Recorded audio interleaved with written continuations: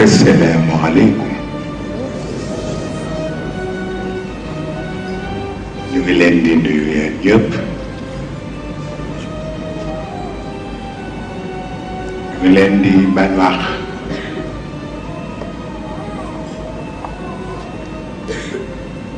ñu ngi leen di masawu coono.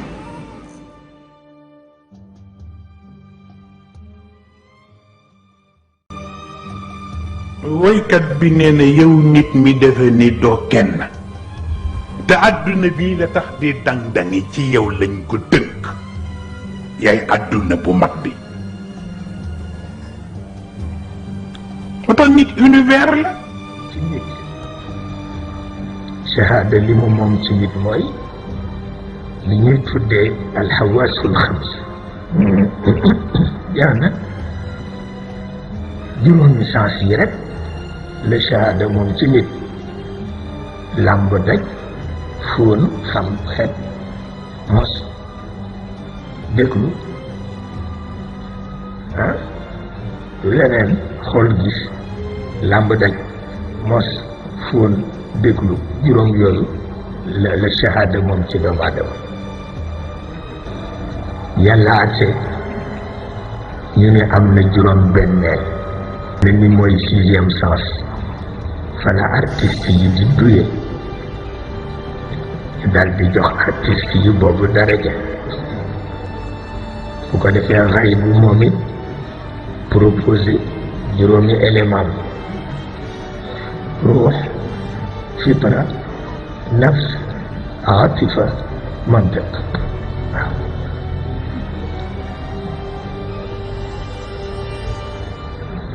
di leen déglu juróom benneel ba dina wa mis brigade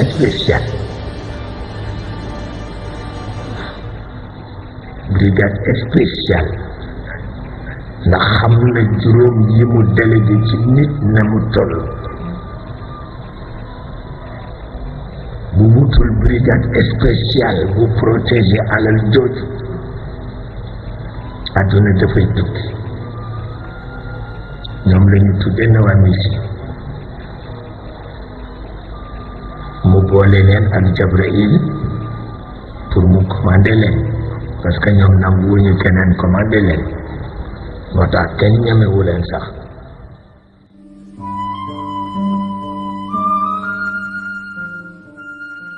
moo waral sunu borom bi mu bindee te xool yëf yi ni mu demee mu wax yonent bi ni ko fokk ñu organiser al mamlaka al insaniya te mooy le royaume de l'humanité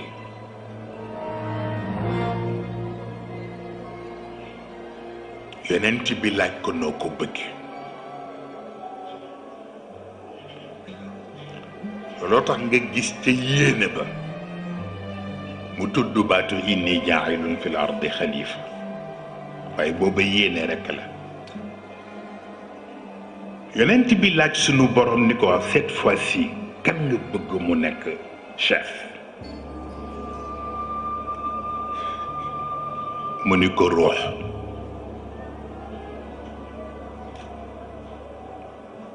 parce que ruux Iblis xamul fu muy nekk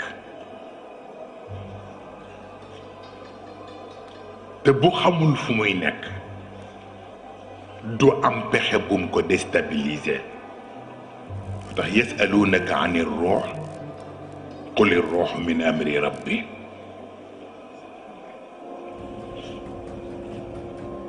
ñu def al mamlaka al insaniya te mooy royaume de l'humanité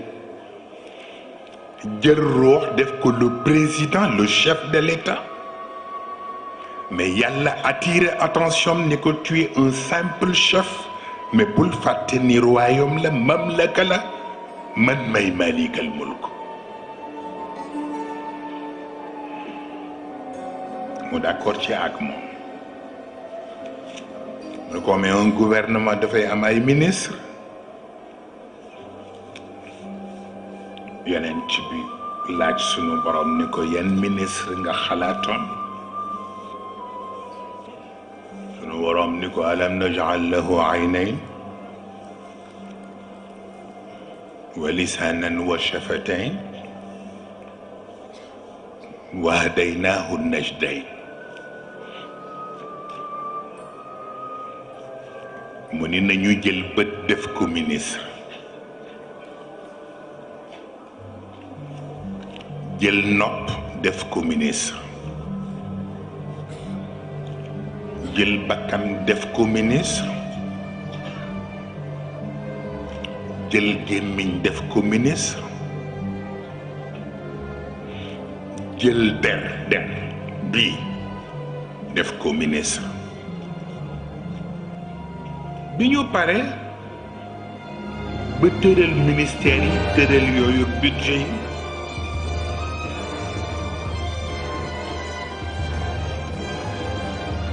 ruux ni waaw man takkaguma jabar bi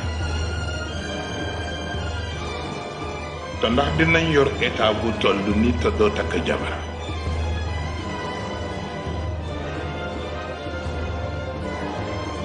yàlla joxe ndigal pour ñu jël an nafs def ko muy la première dame mu nekk soxna waaye mu wax ko nag ni ko na nga def très attention mooy sa soxna mais amul même pouvoir bi nga am parce que constitution bi la régir bokkul ak moom sa soxna la nag man nga ko teral mais bul ko jox pouvoir yi nga am ndax bu ko neexee mel nii bu ko neexee mel na looloo tax wa nafsin wa ma sawaaha fa alhamaha fujuraha wa taqwaha qad aflaha man zakkaha wa qad xaaba man dassaha mu ni d'accord waaye yëf yi jeexagul mu ni waa mais gouvernement rek man président sama soxna mu nekk première dame 5 ministres ndax loolu doy na mënu ko pareeguma di ñu jël cerveau def ko muy primature ñu fay doxale lañ fa war a doxale jël conscience def ko muy premier ministre ñu jóge fa jël xel def ko muy président de l'Assemblée nationale pour mu nekkal fi ñëpp kenn du ko corrompre ñu wutal ko ñaari vice-président premier vice-président bi mooy xam-xam deuxième vice-président bi mooy xalaat waaw branche xam-xam yi ñooy député yi opinion yi ñooy ambassadeur yi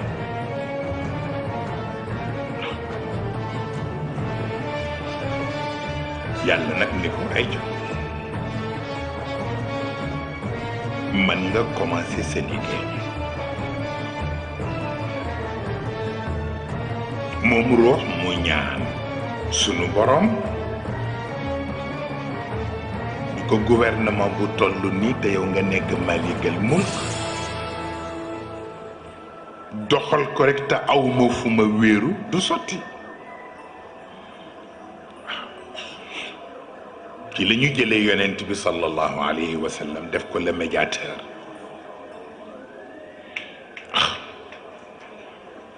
mu nekk médiateur bi diggante ruux ak sunu borom ak li xew ci état bi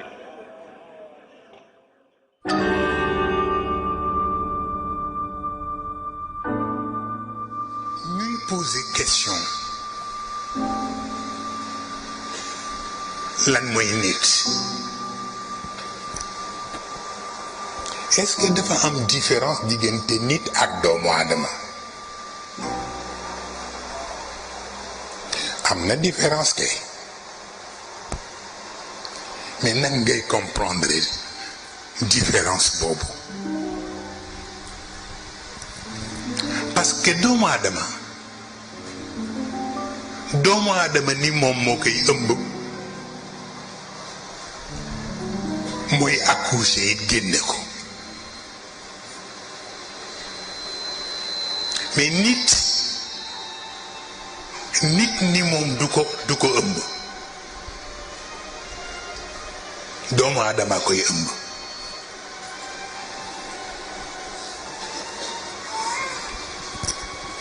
moo tax parcours bi yàlla jaar ba génne doomu aadama lay ñaan nag doomu aadama moom it jaaraat ci parcours boobu pour génneel ko nit moo tax moo indi man lam yuulat marratayn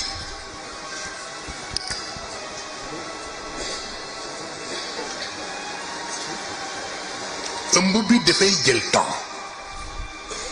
mën na nekk prématuré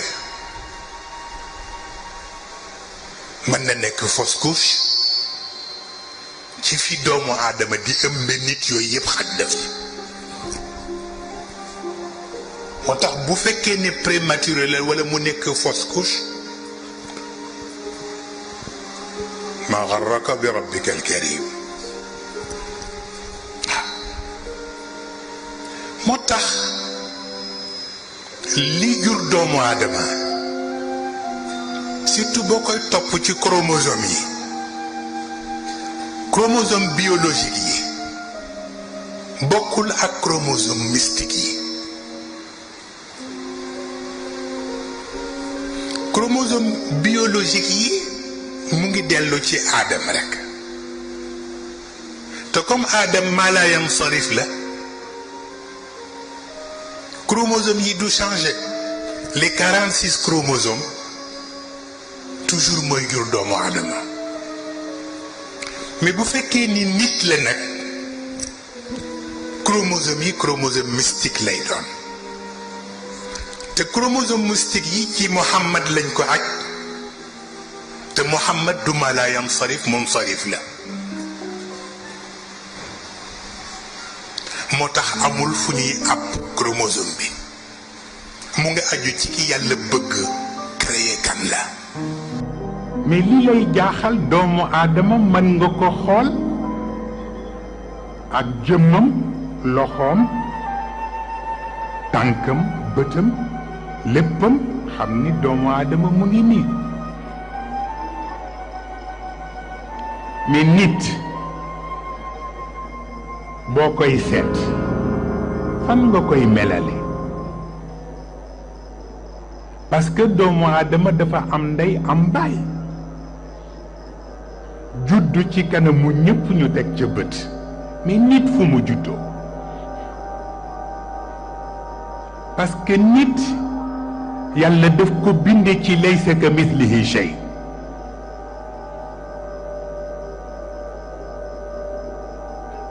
waaye nag mu jox ko shay'iyatul xalq la shay'iyatul xaq waaw am lu mu tibbe ci boppam li tax kenn mënula melal yàlla mu am lu mu ci tibb jox ko nit yàlla bind doomu aadama waaye nit mooy kandidaam ko doomu aadama fitra la ànd la àttan mais àttanul waxyu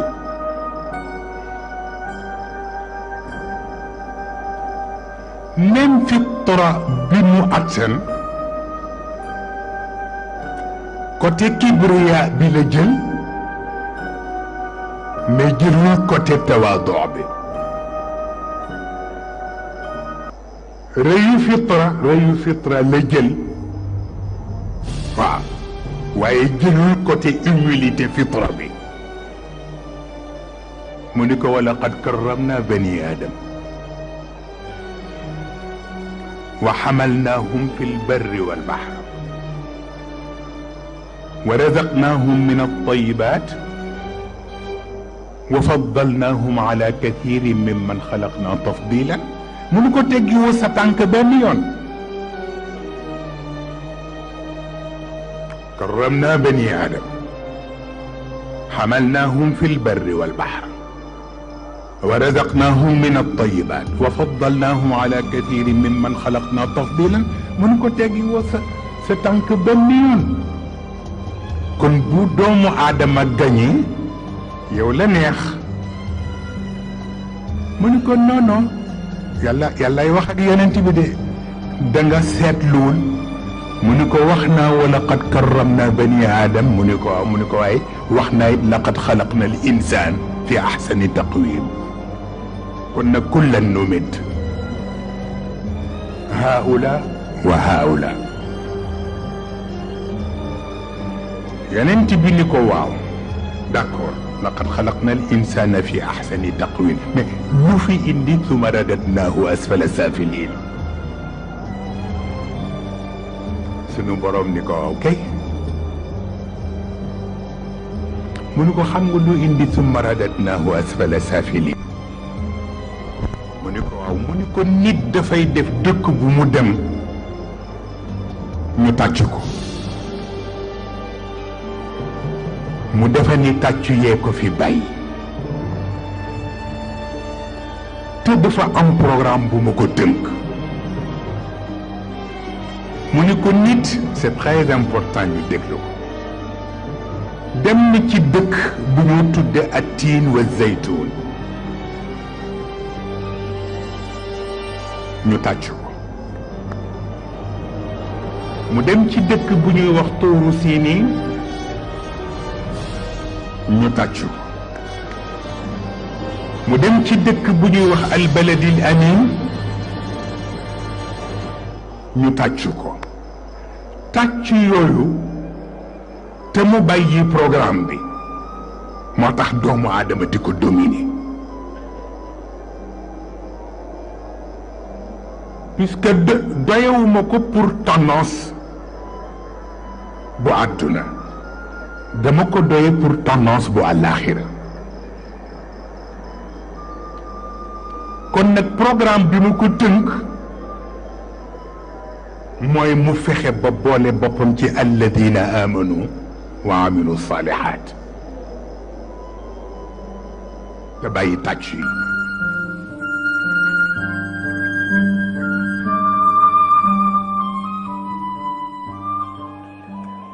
waaye ñu toog bés nag dama bëggoon nga gisal ma malikal mulk mu ne ko ndax lan mu ne ko gis nga sama soxna bi nafsa mi bu baax la sax waaye dafa am ñaari xarit yu mu nekkal yu nga xam ne fekk muy nekk ak ñoom dara du marché am na benn xaritam bu tudd nafsa xayawaniya ak beneen xaritam bu tudd nafsa nabatiya te tolloowul ak ñoom personnalité tolloowul ak ñoom dignité te damay gis léeg-léeg mu am yu may digal ma yëg ni ñoom ñoo koy influencé moo tax wu ma ubarreewu nafsi sama jabar daal am na ci lu nga xam ne mënatuma wax ba mu jeex ndax inna nafsa la amaaratu bisu ko kon foog nga waxal ma borom bi mu dimbali ma ci affaire boobu bi ci des itam mooy chefu opposition bi def di ko garaaw ruuxee wax ak yonent bi de chefu opposition bi de ndekete chefu opposition bi ndeke allié rebelle bi la te mooy al hawa mooy chefu opposition bi mu ni ko def di ko garaaw ba noppi élément yi mu nekkal kenn yeesu leen te ñoom lay yabal ñuy dem ci sama jabar di ko influencer élément yi mooy achahawaat te xam nga zuyina linnas xubbu shahawaat min annisa walbanin والقناطر المقنطرة من الذهب والفضة والخيل المسومة والأنعام والحرث xam nga loolu bàyyiwuñu fi ذلك متاع الحياة الدنيا te comme yàlla ñu fi indi nag wallahu indahu husnul maab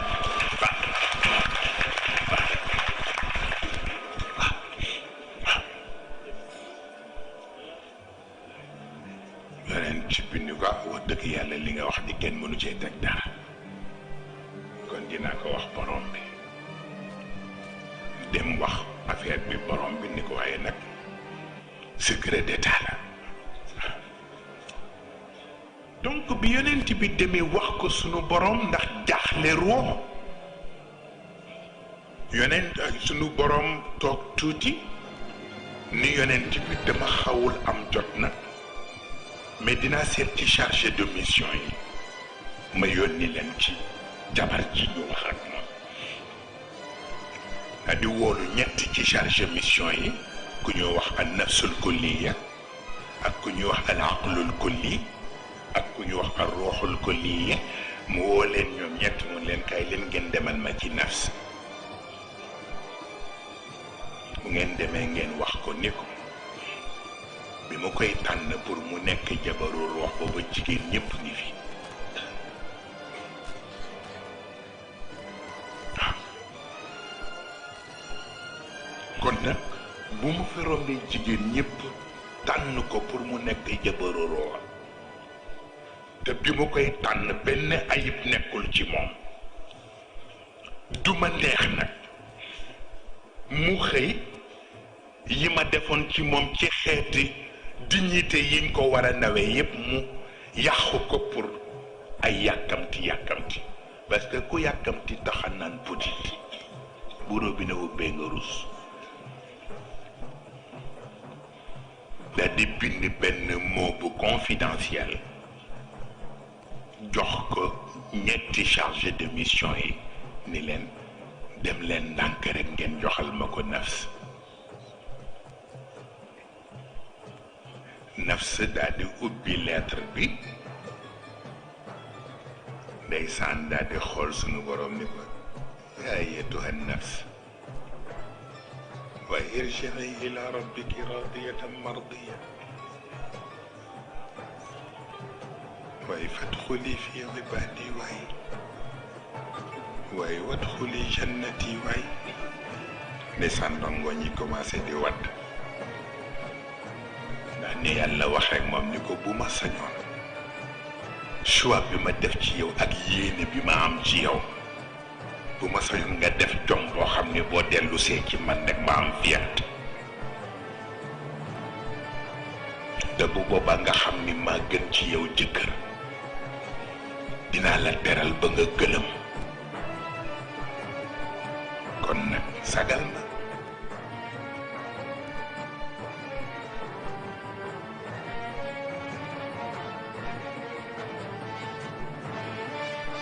kenn ku nekk da ngay wattu sa bopp kenn ku nekk da ngay wattu sa bopp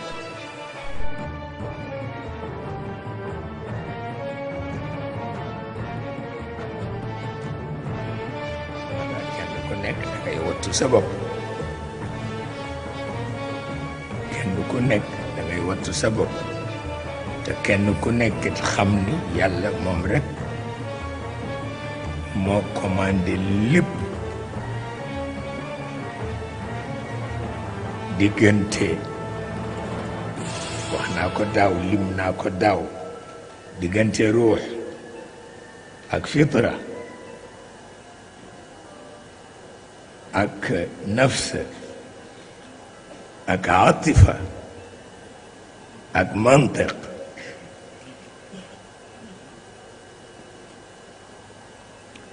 bu ci nekk service ba mu dépendre bokkul ak bi morom mi dépendre ndax bu harmonie amul diggante ruux ak fitra diggante nafs ak atifa mantiq mujj leen bu ci harmonie amul rek xale bi loo ci dajit dafa nekk sa fitna rek bi ci des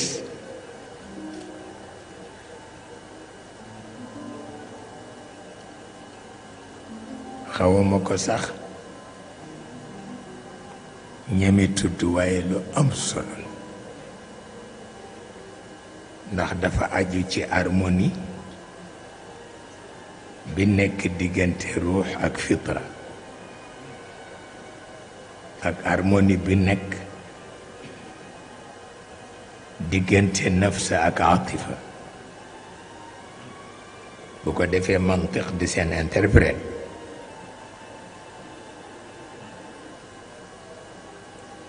dama am ñaari sët yu tuuti te ngeen baal ma de parce que wax bi rafetu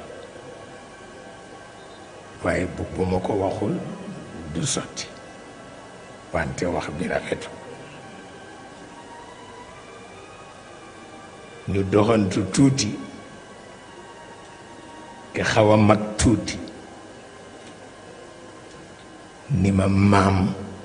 ma ni ko si mu ni ma am na ko doxat de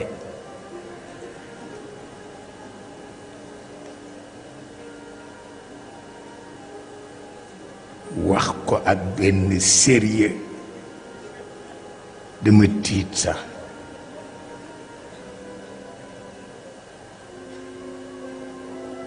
ma ni ko du man de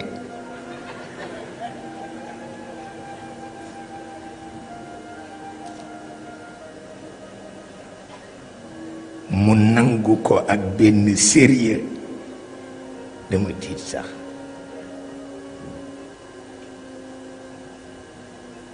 ma xalaat ni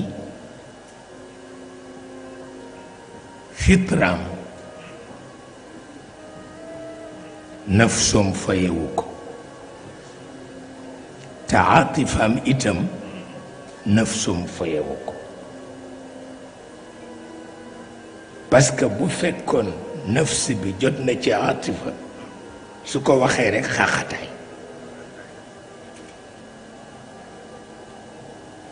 te su ma ko tontoo it mu xaqataay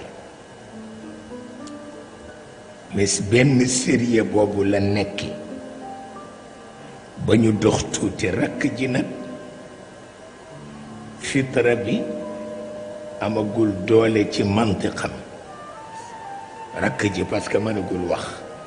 waaye moo mujj résoudre problème bi ndax moo nu joxoñ canal bi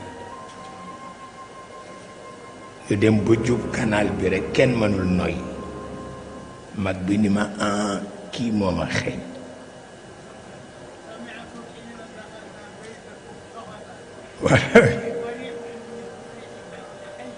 wallaay loolu la yàlla dogal lu ne dama ci daan def woy dama ko daan jéemantu lu ne yàlla xam na ko pour wax la rekk ni yow defal li nga mën mais bàyyil xel yàlla ci sa doom waaw loolu rekk mooy li ci am solo Sëriñ Aliou nee na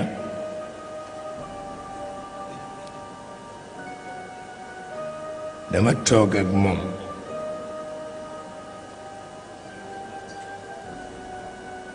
ñuy waxtaan mu ni ma gis nga rekk di nga toog ak nit di waxtaan ak moom mu di la tontu ngeen di yéyandoo groupe fekk du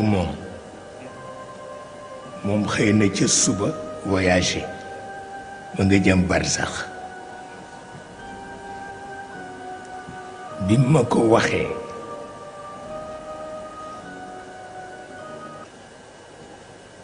mënuma ko laaj na muy demee te itam gëm naa ko wante awma fu ma teg ngëm gi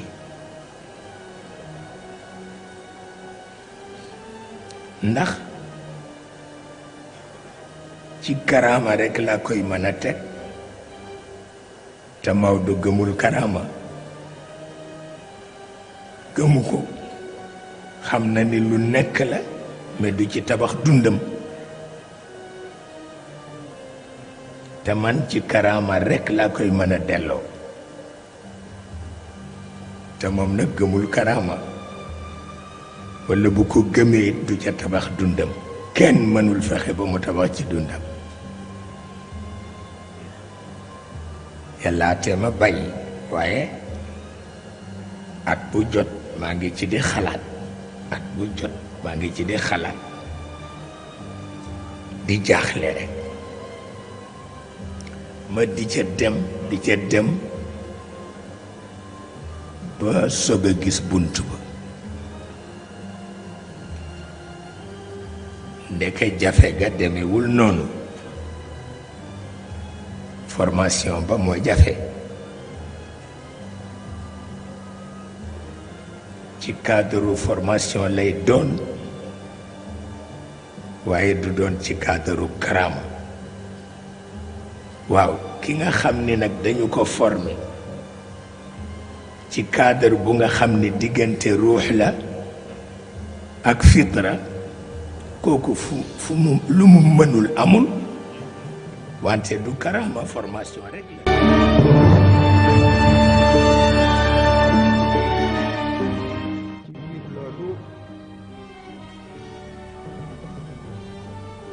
wax naa ni nit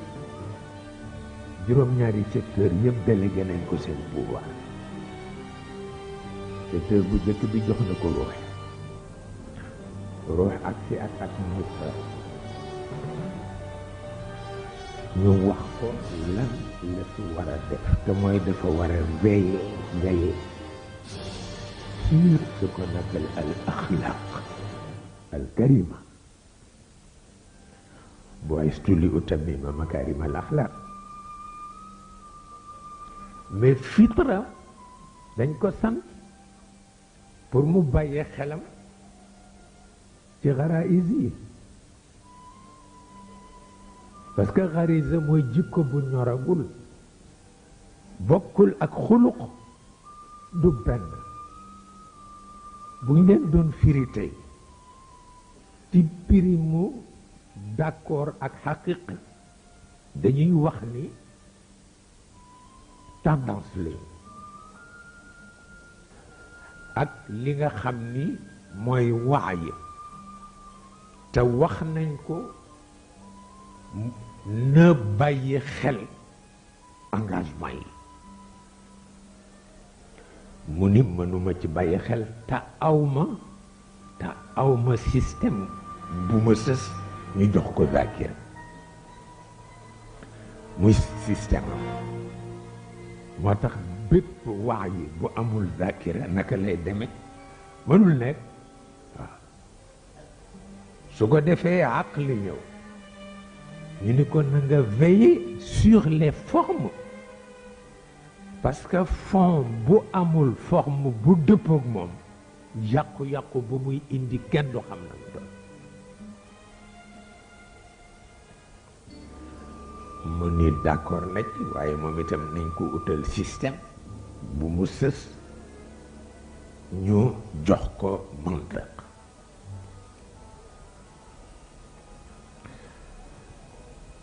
aql mooy intellect mantiq mooy logique ñoom ñaar suñu àndee daañu mën a veiller sur les formes parce que forme bu amul forme kenn mënu ko dégg forme bu dëppook moom kenn mënu ko dégg su ko defee mu des amal ñu ni ko moom na veiller sur les résultats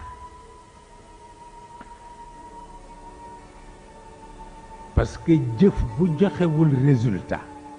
jaratu ko nit ñi nag xàmme wu ñu yitte ak yëngu yëngu mooy nit ki nga xam ni foo wàññeeku gis ko mais li muy dox yëpp du la mën a woon résultat mais yitte borom mën nga ko bañ gis sax te mu wóor la ni am na lu taxaw te moom la waaw su ko defee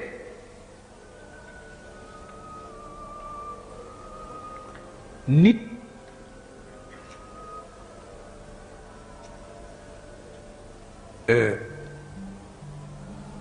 délégation de pouvoir yi ñu ko defal te mu wóor la ni yonent bi modèle la ci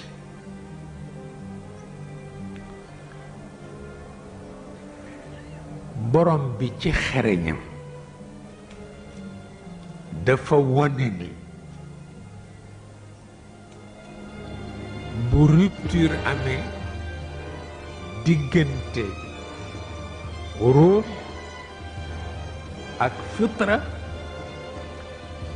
nee na dafay jur li ñoo tuddee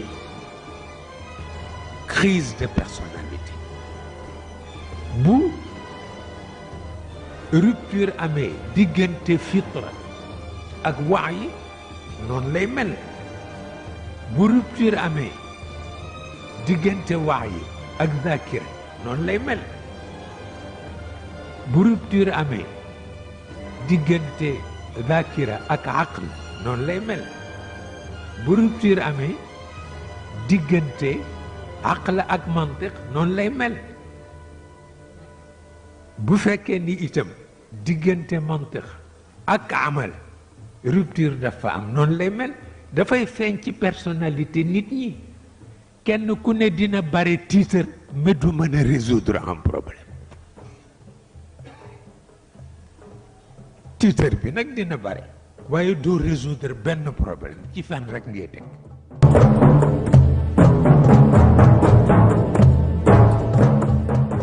lu yéeme la nit war ko mën seet parce que keroog wax naa leen doomu aadama fu mu jóge ñu ne ci aadama ma ne waaye nit fu mu jóge ba léegi kenn waxuguma nit fu mu jóge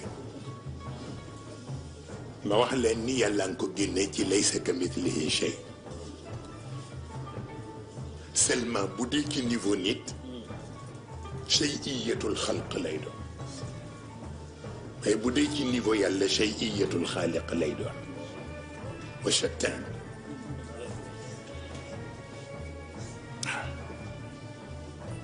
moo tax nag arrahmanu ala al arshi istawa loolu la yonent bi defal nit dafa fexe ba soppi al aadamiya mu nekk arsh moom nit ñu toqantele ko ci rahmaniya bu yàlla looloo tax mu mujj moom itam doomu aadama mi ko opposé woon yàlla soppi ko muy arsham mu jël ci mbaaxu yàlla rahmaniyam dem toog ca kaw arsh ba comme arrahmanu ala al arshi istawa moo tax gis nga xam lu xew baax na de. L'homme n'est autre chose qu'élément de synthèse et que l'humilité et que seule l'humilité reste non seulement le fondement mais la signification de sa grandeur.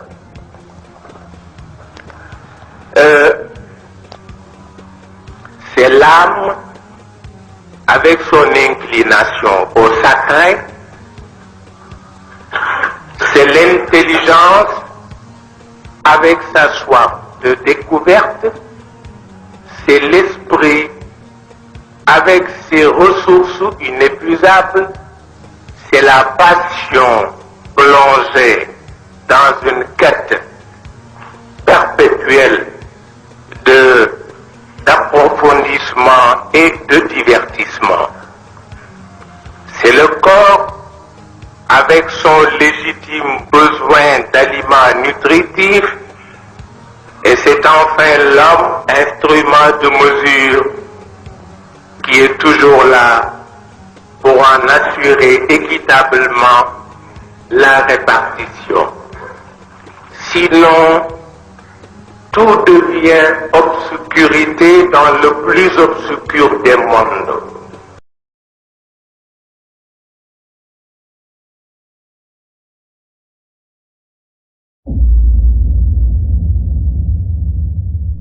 ma mel ni ñëpp ak may wax ne gaawal parce que ki ñëpp xaar parce que ñun ñoo doon wut tur pour wut niñ ko dàkkantale ba ci mujj ñu choisir la voie du Colisée moom la ñu mujjee jël sang bi kon ñu bàyyi la voie du Colisée Seyid Cheikh Ahmed Tijani mu ñëw indil ñu li ñu war a dëgëral pour entraînement bi gars yi pare nañ wala pareeguñu fa mel ni pare nañ waaye lui Seyid Cheikh il a un projet qui s'appelle Humain. Il est temps de le réaliser selon le vœu et la volonté de Seydi Mohamedou Moustapha, Seydi Cheikh.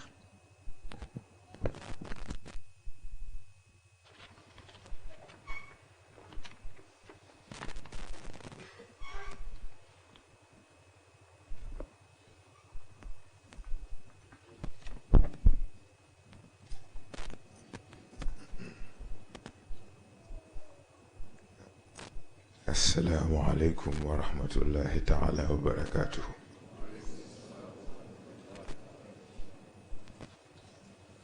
L'homme. De quoi s'agit-il? De par son origine très disputée,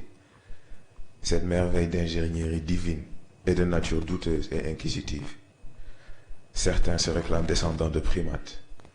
alors que d'autres aspirent à une origine plus pure et civilisée. À travers la marche du temps, ce prodige errant, souvent plus intéressé par sa survie et son confort de vie, s'est bâti des cités et d'énormes civilisations afin d'assurer une certaine longévité. Conquête sur conquête, l'homme s'évertue à contrôler et à manipuler le monde qui l'entoure et à le plier à ses envies. Cependant, une question persiste. Quelle est la finalité du projet homme? Une question que l'homme n'a su répondre, malgré les vastes étendues de logique et de savoir, malgré les plaines profondes de la religion. Et pourtant c'est une évidence claire et confirmée, époque après époque. Pour certains, cette évidence porte le nom de nature et exige de l'homme le respect du cadre de vie qui l'entoure. Pour d'autres, elle porte le nom de science et exige que chaque fait, chaque information soit confirmée et vérifiée à travers l'analyse et l'interprétation logique. Pour d'autres, il s'appelle le rien. Pour d'autres, un autre nom. Car pour chaque nom, car pour chaque homme, il y a une perception, qu'elle soit complète ou incomplète, objective ou subjective. La seule constante est donc la présence certaine de cette évidence. À notre niveau, nous préférons adopter un nom plus complet, plus objectif, et qui ne dépend d'aucune réalité, d'aucune perception, l'origine de toute existence, Allah, le souffle premier. Bien qu'étant associé à la religion musulmane, Allah n'est en aucun cas confiné par l'imagination des esprits impolis qui tentent en vain de lui donner une apparence ou une appartenance. Le souffle de vie étant à l'origine de tout et de tous, est la fondation sur laquelle la supériorité de l'homme est basée. Car ayant été doté de 3 dimensions distinctes, aux premières allures faibles et banales, l'homme a aussi été doté d'un potentiel illimité, à travers lequel tous ses composants peuvent être reforgés et améliorés d'une façon exponentielle. Et c'est donc à travers le corps, l'esprit et l'âme que l'homme doit faire une réévolution qui prendra en compte sa présence et son impact dans tous les états de la création. Pour devenir l'humain élu d'Allah. Il reste alors à l'homme une dernière conquête, la plus noble conquête, celle de soi,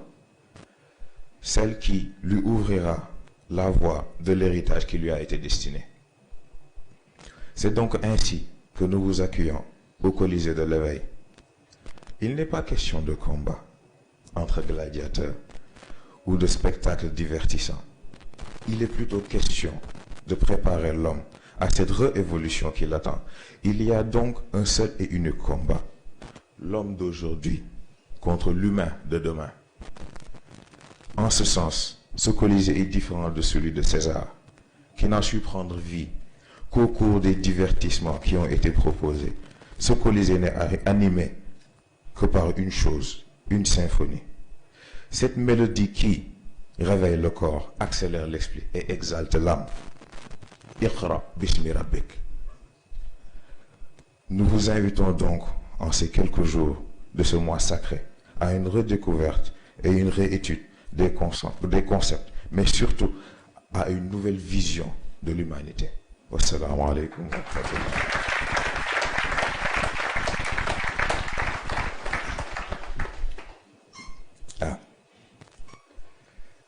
ñoo ngi jégalu ci baatu tubaab bi waaye dafa am kilifa boo xam ne boo ko amee da ngay bàyyi xel ni am na ku nekk boo amee ku nekk nag yow it foog nga mën a wax ak ku nekk. ñoo ngi nuyu ñëpp di baalu ñëpp àq di baal ñëpp àq te di ñaan yàlla nañu boole barkeelal ñu suñu koor yàlla nañu yàlla mottali suñu yéene ñun ñëpp kàddu yi sax jarul muy gën a gudd ndax yàlla xam ne lii ñu indi fekk nañ boroom yëf yi wax ko xanaa compléter li ñu mën a compléter rek participer li ñu mën a participer waaye matoon na ba pare niñ déggee léegi góor gi indi ko doomu aadama dafa am nit am projet bi nag bu amee nit a tax ñuy wax waaye lan mooy nit nit mooy doomu aadama bi yitte ak jom tabax ndax jom ak yitte mooy tax doomu aadama xam ni yàlla doy na ko leneen du dugg àjjana di noos. jom ak yitte mooy tax nit xam ni gannaaw àdduna gi ak lu mu fi mën ci sonn am na foo xam ne par force il faut mu dellu fa te mooy ci boroomam. kon nag balaa moo dem il faut mu defaru fii ba bu taxawee ci kanamam durus. loolu mooy objectifu Colisée bi ñu tudd xëy na Colisée ba ñu mii noonu booy ba nekk ca Rome xeex fii noos fële loolu yëngaluñu intéressé wuñu ndax combat bi ñu intéressé mooy bi nit war a dundee bis bu nekk ndax nit bu nee avancé naa bu yamee ci kàddu amul sens. nit bu ne avancé na il faut mu natt boppam par rapport ak fi mu tolloon ndax maa ngi fii te dara prouvé wu ko amul. moo tax Colisée bi ñu indi dafay permettre nit mu mën a def face li koy téye gannaaw li tax ba doomu aadama bi évolution bi mu bëgg a am avancement bi mu bëgg a am jotagu ko am. obstacle yooyu lañ bëgg a leeral mu mën a xam fan lay teg tànkam ba bu ëllëgee bu xëyee mën a mat nit looloo ñu yitteel. moo tax cadre bi ñu def ko xëy na kàddu yi comme ni ma ko waxee jarul muy gudd sax ndax yeneen fan a ngi ñëw te ñoo koy bokk ak yéen incha allah. moo tax l'essentiel moo nekkoon loolu xëy na di gën a baalu àq rek ndax mu doon na demee neneen sax te incha allah danañ ci àgg. guddi na ba pare te xam naa yenn njaay njëg yenn njóobee ñi fi mu toll nii reer bi la ñuy xalaat kon nag ñu yamale kàddu gi foofu. wassalaamu aleykum wa rahmatullahi taala wa barakaatu.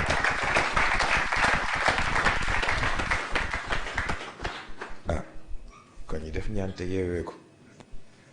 ba lundi incha allah ñu ñëwaat ak yéen bokkaat ak yéen programme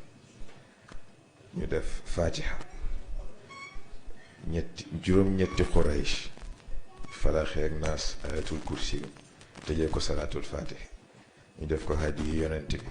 ak képp ku mu am wasalaamu aleykum bismillah